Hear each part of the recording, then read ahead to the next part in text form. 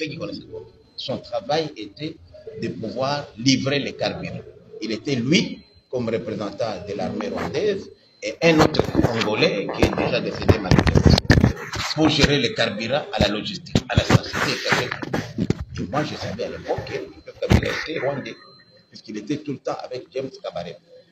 C'est après que j'apprendrai que c'était le fils de Kabila, même pas un fils adoptif, un fils biologique. Mais comme vous savez, les Congolais n'aiment pas la vérité, alors que le peuple congolais a besoin de savoir les origines des dirigeants qui nous dirigent. Aujourd'hui, c'est la première fois qu'on a un chef de l'État. Évidemment, il y a Félix Tshisekedi, il y a aussi Kasavubu Joseph, qui on connaissait au moins les parents, on connaît les écoles où ils ont fréquenté, on connaît les terrains de foot où ils ont joué, on connaît leurs amis. Mais qui connaît aujourd'hui les collègues qui ont étudié avec Joseph Kabila? Qui connaît l'école où Kabila a étudié avant de venir au Rwanda? Vous savez que ce sont des questions. Même Mobutu aussi, j'ai été aussi ministre de Mobutu. J'ai eu la chance, moi, d'être ministre de Mobutu. J'ai été aussi ministre de Kabila. Et je vous dis que chaque mois, il est payé 66 millions de dollars. Il était payé. J'étais ministre de l'énergie. Et à l'époque, on les payait dans le budget de mon ministère, couvrant notre contribution à la Sinelac. La Sinelac, en fait, c'était l'entreprise commune entre nous, d'électricité, entre la RDC, les Rwandais et les Burundais. L'argent était payé au Rwanda, comme les Rwandais disaient qu'elle donnait de l'électricité des Ruzizi, elle avait préfinancé. Mais ce préfinancement-là n'est jamais fini. Et jusqu'à l'arrivée de Félix Tshisekedi, les 66 millions de dollars étaient payés. Je suis ancien ministre de l'énergie, je vous dis que ça sortait de mon ministère. Et lorsque Félix Tshisekedi a arrêté ces paiements-là indus, ça a posé un problème. Je pense que c'est un secret professionnel. Ceux qui ont été à la tête de ce ministère-là pourraient témoigner. Et moi, j'avais posé la question, on m'a dit que non, c'est la contribution de la RDC à la Sinelac. J'ai même organisé une mission de contrôle.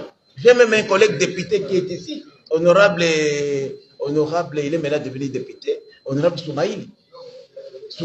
Honorable Soumaïli, Emile est ici, il était à l'époque un de mes collaborateurs dans mon cabinet. J'ai fait la même mission avec elle. Donc c'est une histoire bien connue. Et c'est comme ça qu'aujourd'hui, vous savez que le Rwanda est agité puisque cette manne-là ne tombe plus. Voilà une des causes de guerre. Comment expliquer aujourd'hui? Puisqu'on peut croire, qu'on peut dire tout ce qu'on dit, que Jean-Pierre Bemba a fait de la politique. Non. C'est Kabila qui a combattu, soi-disant, l'M23. Et pendant ce temps-là, après la défaite d'M23, les héros de la guerre, général Baouma, colonel Mamadou, tous ces héros-là, les Mbouda Mabé, par des morts curieuses et suspectes, sont tous passés. On peut se demander comment ces héros-là sont morts dans des circonstances mystérieuses. Jusqu'aujourd'hui, on n'a jamais expliqué. Et on voit aujourd'hui la même personne qui a combattu l'M23. M23 est défait, c'est fini, non, vous avez gagné la guerre. Il va encore les suivre en Nairobi, négocier avec qui? Avec qui? Avec Kagame à côté et Museveni. Et après, 10 ans après, ces gens-là reviennent ici. C'est lui qui devient encore chef de guerre. On va te demander la question, mais il y a quelque chose qui ne marche pas. C'est pourquoi on se pose est-ce que Kabila est-il réellement congolais? Nous ne savons pas la mère de Kabila, la vraie mère biologique. Moi, je suis Moussaïd. J'ai connu Maman Sifa depuis des années avant même que Mouzé n'arrive ici.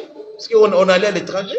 Je n'ai jamais entendu parler d'un de ses fils qui s'appelait Joseph Kabila. Mais à l'époque, on ne peut pas parler. Je crois que les Congolais ont besoin quand même de savoir le passé de leurs dirigeants. Ce n'est pas mauvais de finir. Et si lui, Joseph Kabila, persiste et a dit qu'il est le fils biologique de Mouzé Laurent de Kabila, mais pourquoi il refuse de faire l'ADN?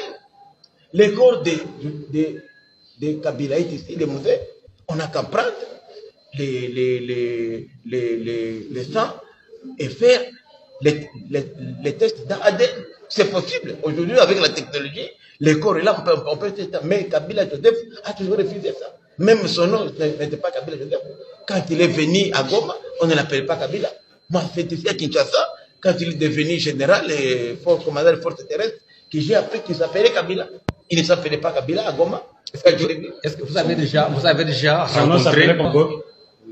Il s'appelait Hippolyte. Hippolyte, on va connaître Hippolyte. Alors, à la station, il s'appelait Hippolyte. Vous pouvez demander les gens qui étaient à l'AFDEL, à l'époque à Goma, à la station, quand il était gérant, donc gestionnaire du carburant pour l'armée, l'AFDEL, et Mouzé et Laurent Désiré Kabila étaient là, c'était chez nous à Goma, on l'appelait Hippolyte. Alors, honorable, le Rwanda avait réussi à adopter congolaises. Peuvent faire pour réparer cette histoire? Bon, moi je crois qu'aujourd'hui, nous voulons la réconciliation. On ne peut pas parler de réconciliation s'il n'y a pas de vérité. Il faut quand même qu'il y ait la vérité. Qu'on sache d'abord qui ont couvert Kabila jusqu'à aujourd'hui. Bon, l'effet professeur, il est mort là, un Katangé là, qui était même ministre. Hein? Qui n'avait reconnu que c'est lui-même qui avait donné le nom de Kabangé à Kabila. C'est lui qui avait, il a reconnu. Et que s'il avait eu mission, c'est pour ça qu'on a fait de lui gouverneur, il a dit de son vivant que c'est lui qui avait eu mission à faire accepter Kabila comme Congolais. Mais pourquoi aujourd'hui les Congolais, les autres complices, ne font pas leur mea culpa? Ceux qui ont prétendu être cousins de Kabila, même leur oncle et tante, ces gens-là doivent être sanctionnés. Il faudrait qu'une information judiciaire soit ouverte pour connaître les origines de Kabila, comment le pays a été infiltré à ce niveau-là jusqu'à abriguer la magistrature suprême. Kabila n'est passé, il y a eu des complicités congolaises et les gens qui sont encore là aujourd'hui, qui l'ont accompagné. Ces personnes-là doivent être sanctionnées puisqu'ils ont fait du mal et du tort au pays.